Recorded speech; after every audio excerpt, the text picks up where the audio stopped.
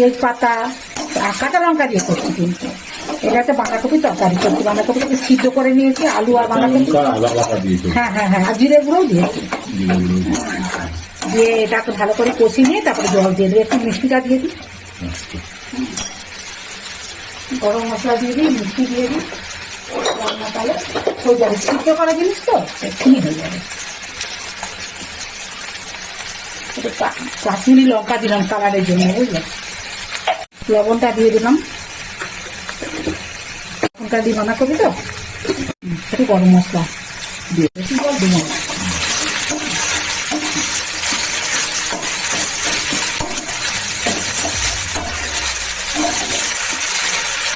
এটা একটু দিয়ে দিচ্ছি বাঁধাকপির তরকারি।